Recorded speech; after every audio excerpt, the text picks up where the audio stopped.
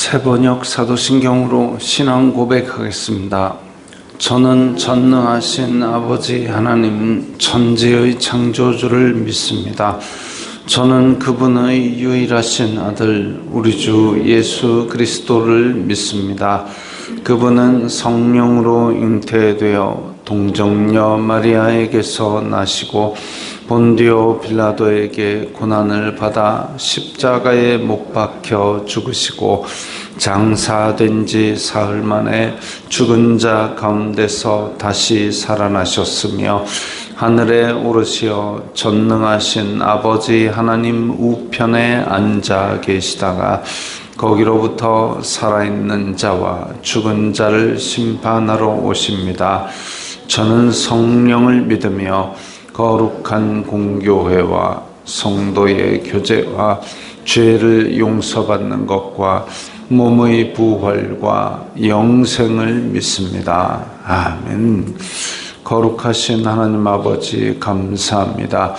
간밤에도 편히 쉬게 해주시고 새벽에 기도하는 자리에 불러주시니 감사합니다. 이 시간 저희들 마음 중심으로 주님을 경외하게 하여 주시옵소서. 예수님 이름으로 기도드리옵나이다. 아멘. 찬송가 453장입니다.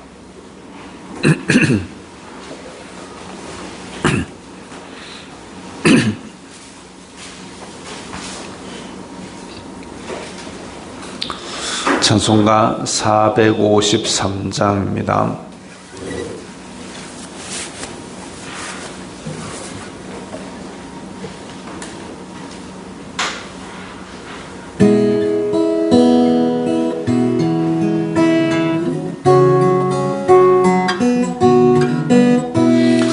예수도 알기 원하네. 크고도 넓은 은혜와 대속해 주신 사랑 간절히 알기 원하네. 내 평생의 소원, 내 평생의 소원, 대속해 주신 사랑을 간절히 알기 원하네. 성령이 스승되셔서 진리를 가르치시고 거룩한 뜻을 깨달아 예수를 알게 하소서. 내 평생의 소원, 내 평생의 소원, 대속해 주신 사랑을 간절히 알기 원하네. 성령의 강화, 하나님 말씀 배우니 그 말씀 한 절 한 절이 내 맘에 교훈 되도다. 내 평생의 소원, 내 평생의 소원, 대속해 주신 사랑을 간절히 알기 원하네. 예수가 계신 보좌는 영광에 둘려있도다. 평화의 왕이 오시니 그 나라 왕성하도다. 내 평생의 소원, 내 평생의 소원, 대속해 주신 사랑을 간절히 알기 원하네. 오늘 말씀은 누가복음 4장 14절부터 30절까지의 말씀입니다.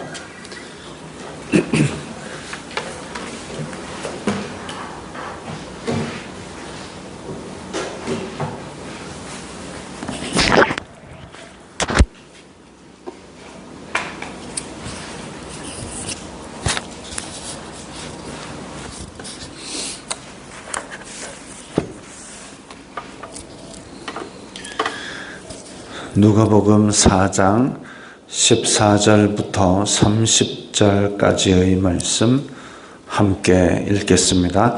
예수님께서 성령의 능력으로 갈릴리에 돌아가시니 그 소문이 사방에 퍼졌고 친히 그 여러 회당에서 가르치심에 뭇 사람에게 칭송을 받으시더라. 예수님께서 그 자라나신 곳 나사렛에 이르사 안식일에 늘 하시던 대로 회당에 들어가사 성경을 읽으려고 서심해 선지자 이사야의 글을 드리거늘 책을 펴서 이렇게 기록된 데를 찾으시니 곧 주님의 성령이 내게 임하셨으니 이는 가난한 자에게 복음을 전하게 하시려고 내게 기름을 부으시고 나를 보내사 포로된 자에게 자유를 눈먼 자에게 다시 보게 함을 전파하며 눌린 자를 자유롭게 하고 주님의 은혜의 해를 전파하게 하려 하심이라 하였더라. 책을 덮어 그 맡은 자에게 주시고 앉으시니 회당에 있는 자들이 다 주목하여 보더라. 이에 예수님께서 그들에게 말씀하시되 이 글이 오늘 너희 귀에 응하였느니라 하시니 그들이 다 그를 증언하고 그 입으로 나오는 바 은혜로운 말을 놀랍게 여겨 이르되 이 사람이 요셉의 아들이 아니냐. 예수님께서 그들에게 이르시되 너희가 반드시 의사야 너 자신을 고치라 하는 속담을 인용하여 내게 말하기를 우리가 들은 바 가버나움에서 행한 일을 내 고향 여기서도 행하라 하리라. 또 이르시되 내가 진실로 너희에게 이르노니 선지자가 고향에서는 환영을 받는 자가 없느니라. 내가 참으로 너희에게 이르노니 엘리야 시대에 하늘이 3년 6개월간 닫히어 온 땅에 큰 흉년이 들었을 때에 이스라엘에 많은 과부가 있었으되 엘리야가 그중 한 사람에게도 보내심을 받지 않고 오직 시돈 땅에 있는 사렙다의 한 과부에게 뿐이었으며 또 선지자 엘리사 때에 이스라엘에 많은 나병 환자가 있었으되 그 중의 한 사람도 깨끗함을 얻지 못하고 오직 수리아 사람 나만 뿐이었느니라. 회당에 있는 자들이 이것을 듣고 다 크게 화가 나서 일어나 동네 밖으로 쫓아내어 그 동네가 건설된 산 낭떠러지까지 끌고 가서 밀쳐 떨어뜨리고자 하되 예수님께서 그들 가운데로 지나서 가시니라. 아멘. 예수님께서 성령의 능력으로 갈릴리에 돌아가셨습니다. 갈릴리 주변에 여러 마을이 있었죠.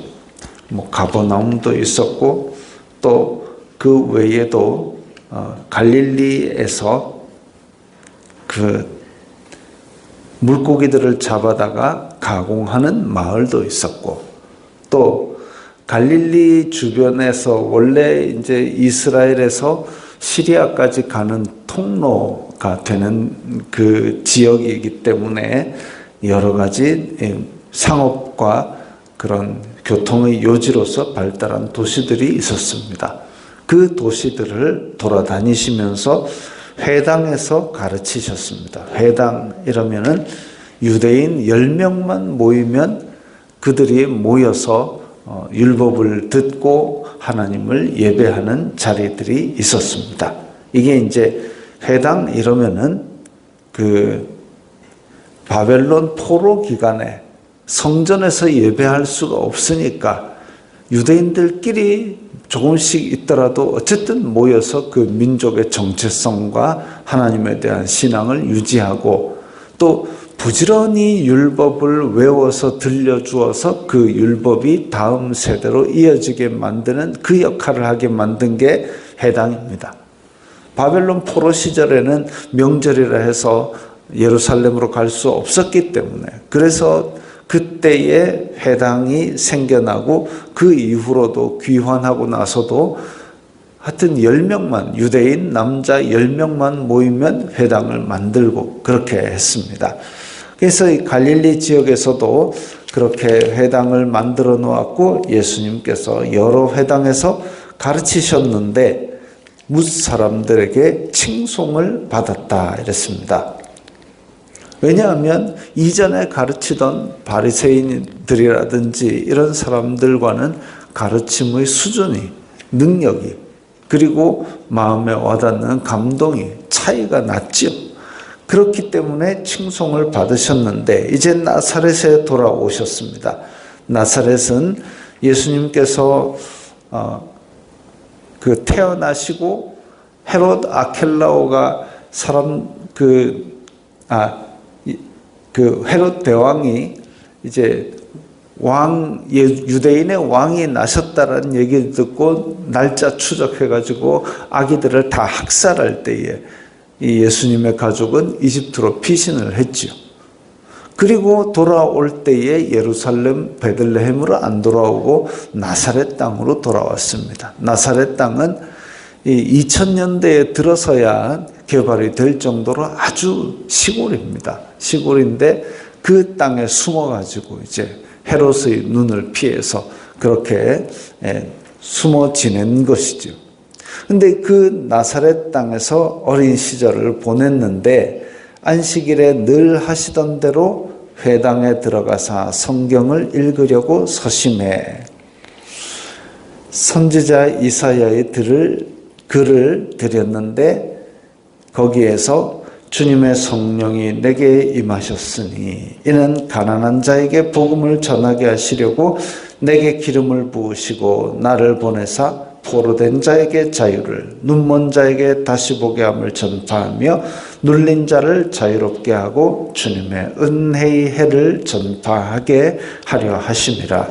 주님의 은혜의 해다 이러면은 그게 이제 레위기 25장에 나오는 희년을 말합니다.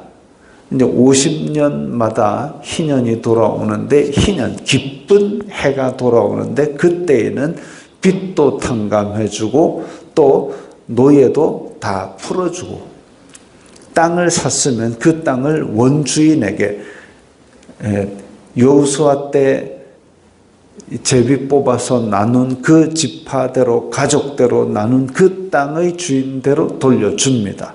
그게 이스라엘의 토지법이었죠. 그래서 이 희년의 선포가 메시아께서 이스라엘에 오셨을 때에 희년이 선포되고 그때에 모든 억눌린 자를 자유케 하는 그것이 이제 메시아가 오시면 모든 죄에 억눌린 하나님의 백성들을 자유롭게 한다. 그런 해에 대한 말씀을, 이사야의 기록한 말씀을 예수님께서 읽으신 것이죠. 그리고 예수님께서 그렇게 그 이사야의 희년 말씀, 메시아 예언의 말씀을 읽고 나서 그 다음에 이 글이 오늘 너희 귀에 응하였느니라, 이 말씀을 하셨습니다. 너희 귀에 응하였느니라. 오늘 이 말씀을 들은 너희들에게 이 말씀이 이루어졌다라고 말씀하셨습니다. 즉 예수님이 그 말씀에서 이야기하는 주님의 성령이 임하신 메시아다, 이걸 말씀하셨죠. 그러면 정말 하나님의 나라를 간절히 기다리는 그런 사람이라면, 야, 이 예언이 이루어졌구나, 감사합니다 하고 하나님께 영광을 돌리는 게 이게 바른 수순인데, 그런데 22절에 보면 이 사람이 요셉의 아들이 아니냐, 뭐냐면 내가 저 사람 어린 시절 다 봤다, 근데 뭔 메시아냐 이거지요. 자기가 알고 있는 그 지식, 그리고 예수님의 어린 시절의 과거, 그것 때문에 예수님께서 이렇게 말씀을 선포하셨는데도 불구하고 아멘으로 받지 않고 일단은 거부합니다.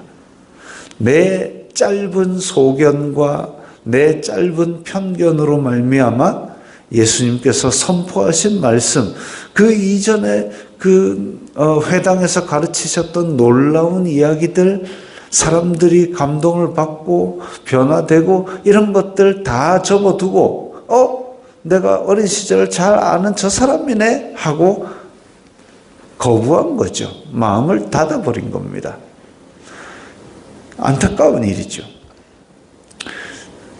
근데 이걸 지금이라고 돌려 한번 생각을 해 보십시오. 제가 뜬금없이 한 30살 돼가지고 자 여러분 재림주가 여기 있습니다. 이렇게 하면 어떻게 하시겠습니까? 물론 재림은 이렇게 재림하고 나서 여기 생활하고 이런 거 아닙니다. 예수님께서 공중에 오시면 우리가 다 변화되어 올라가고 바로 누구든지 이게 재림인 줄 알 수 있습니다. 근데 만약에 그렇게 얘기를 했다 그러면 저 사람 내가 학교 다닐 때 모습도 다 아는데 그 생각 안 들겠습니까? 의심을 하지요. 그리고 과연 이러고 모든 여러 가지 것들이 다 내가 믿는 걸 방해할 겁니다. 재림은 그거 아닙니다. 저는 재림주도 아닙니다. 예수님께서 재림하실 때는 우리의 몸이 변화되어서 올라가는 게 맞습니다. 그래서 이 땅에서 재림주가 돌아다니는 것은 있을 수 없는 일입니다. 자, 근데 어쨌든 이 나사렛 사람들은 예수님의 과거를 알고 있다는 그 사실 때문에 예수님을 메시아로 받아들이지도 않고 하나님의 말씀을 읽고 선포했음에도 불구하고 아이고 아니다라고 접습니다. 그러면서 예수님께서 그 완악한 마음에 대해서 의사야 너 자신을 고치라. 다시 말하면 의사가 병든 사람을 고치는 사람인데 자기도 콜록콜록하면서 감기 걸린 사람 다 오세요 이러면 그 의사한테 누가 가겠느냐 이거죠.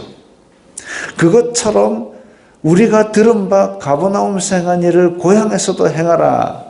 뭔 말이냐면 아마 예수님께서 많은 병자들을 고치는 기적을 행하셨던 모양입니다. 그것처럼 나사렛 여기서도 기적을 보여봐라. 이 유대인들이 참 완악한 마음을 가진 게 메시아가 왔다라고 했을 때 기적을 보이라라는 얘기를 자꾸 합니다. 거기에 앞에 붙는 게 뭐냐면 내가 하나님의 아들이거든 그 얘기입니다. 마귀의 시험하고 똑같지요. 내가 하나님의 아들이거든 이 돌들로 떡되게 만들어 봐라. 그것처럼 내가 하나님의 아들이거든 가버나움에서 했던 기적 여기서 한번 보여봐라. 근데 하나님의 아들이거든 하고 예수님께 요청하는 사람 치고 건전한 요청을 한 사람이 없습니다. 진짜 만약에 내 몸이 아파가지고 죽을 병에 걸렸다. 예수님께서 딱 오신 거 봤을 때 당신이 하나님의 아들이거든 그 얘기 하겠습니까? 주여 내 병을 고쳐주옵소서 그래 안 하겠습니까? 근데 하나님의 아들이거든 시험한다는 얘기죠. 나 못 믿겠으니까 이런 거 한번 보여봐라. 그럴 때 예수님께서 그래 내가 보고서라도 믿어라 짠 이렇게 하겠습니까? 믿기 싫으면 하지 마. 그게 심판입니다. 요한복음 3장에 아들을 믿는 자는 하나님께서 구원하시지만 순종하지 않는 자에게는 이미 심판을 받은 것이라 그랬습니다. 아들이거든 하고 요청하는 그 기적 요구 예수님께서는 그런 거 안 들어주시는 거죠. 하나님을 시험하지 말라. 또 이르시되 내가 진실로 너희에게 이르노니 선지자가 고향에서는 환영을 받는 자가 없느니라 하면서 엘리야와 엘리사 때 이야기를 하십니다. 엘리야와 엘리사 이러면 구약을 대표하는 가장 능력 많은 선지자였는데 엘리야 시절에는 3년 동안 흉년이 있었는데 그때에 사렙다 과부의 집에 엘리야가 가서 그 사렙다 과부가 그날 먹고 죽으려고 떡을 굽고 있는데 그거 떡 내도 이래가지고 그걸 먹고 그 과부의 집에 기름병에 기름이 끊어지지 않게 만드는 기적을 행했지요. 엘리사 때에는 많은 나병 환자가 있었는데 수리아 사람 이방인 나아만이 들어와가지고 그렇게 해서 얼굴도 안 내밀고 요단강에 가서 7번 씻어라 그러고 병이 고쳐졌습니다. 엘리야와 엘리사 때 이 예를 드셨는데 둘 다 뭐냐면 이방인이죠. 이방인입니다. 유대인들이 완악한 마음을 가지고 있을 때에 하나님의 구원 계획은 이방인을 통해서 이루어졌습니다. 그것처럼 이 지금 나사렛 고향에 왔는데도 고향 사람들이 배척을 한 것이 마치 요한복음 1장에 나오는 그가 자기 백성에게 왔으나 그 백성이 자기를 영접하지 아니하였고 영접하는 자 곧 그 이름을 믿는 자들에게는 하나님의 자녀되는 권세를 주시는데 이 고향에서조차 이렇게 자기 백성들이 거부를 합니다. 안타까운 일이죠. 예수님께서 이 말씀을 들려주셨는데도 불구하고 아이고 오죽하면 이방인들에게 그렇게 구원이 돌아갔노 믿어야 되겠다 그렇게 회개한 게 아니라 이 사람들이 예수님을 낭떠러지에서 떨어뜨리려고 끌고 가고 막 그렇게까지 더 완악한 모습을 보여주셨습니다. 보여주신 게 아니고 보여줬지요. 이 인간들이. 왜냐하면 이 사람들이 하나님의 나라를 기다린다고는 했지만 자기네들이 생각하는 하나님의 나라는 로마를 뒤집어 엎고 이 나라를 다윗의 나라, 부강한 나라 확 이렇게 하려는 그 마음이 하나님 나라라고 생각했으니까 예수님께서 진짜 하나님의 나라를 들고 왔을 때는 자기 생각, 다윗의 왕조, 로마를 뒤집어 엎는 거 이거 아니면 하나님 나라가 아닌 겁니다. 예수님께서 오셨는데도 불구하고 그걸 거부한 거죠. 그리고 유대인들이 잘 사는 사회, 유대인들이 떵떵거리는 사회 만들어야 되는데 사렙다 과부 이야기나 하고 나만 이야기나 하니까 기분 나쁜 거죠. 그렇다고 해서 또 예수님을 죽이려고 달려들 건 또 뭡니까? 악은 집요하고 악은 부지런하고 악은 퍼집니다. 이 지금 나사렛에 모인 사람들이 한꺼번에 완악한 마음을 품고 말씀을 거부하고 구원의 은혜를 거부하는 일이 있었습니다. 그리고 죽이려고 이렇게 하지만 예수님께서는 그 사이를 그냥 지나가셨습니다. 신적인 권위로 거기를 통과하신 것이죠. 참 안타까운 일입니다. 친숙하고 그 어린 시절을 잘 알면 그 가운데서 하나님을 경외하는 마음으로 하나님 나라를 사모하는 마음으로 그 말씀을 받아들여야 되는데 그러지 않았던 것이죠. 은혜를 거부하는 그런 불상사가 있었습니다. 우리의 편견, 우리의 선입견이 어쩌면 지금 우리에게 오는 하나님의 말씀, 우리에게 선포된 하나님의 말씀을 마음을 닫고 지나가 버릴 수 있습니다. 우리 성경을 통독할 때에 옛날에 은혜 받았다고 빨간 줄로 쳐놨는데 빨간 줄로 쳐놓은 말씀이 익숙한 말씀이니까 다음에 통독할 때는 빨간 줄을 그냥 훅 지나가 버리는 경우도 있어요. 그게 아니죠. 빨간 줄을 쳐놨으면 그걸 다시 한 번 더 읽고 오늘 이 말씀은 나에게 무슨 이야기를 하시는가 그걸 더 주의 깊게 들을 생각을 해야 됩니다. 그것처럼 이 나사렛에 있는 예수님의 고향 사람들이 오히려 예수님을 더 안 믿고 더 배제하고 더 미워했던 그런 모습을 보면서 우리 속에는 혹시나 우리가 나사렛에 그 자리에 있었더라면 우리도 어쩌면 비슷한 짓을 했을 수도 있습니다. 완전히 겸손한 자세로 오늘 우리에게 주신 말씀 가운데서 정말 내가 하나님의 나라를 기다리는 사모하는 백성이라면 이 말씀이 오늘 나에게 무슨 요구를 하시는지 그걸 겸손하게 받아들여야 될 것입니다. 기도하겠습니다. 거룩하신 아버지 하나님 감사합니다.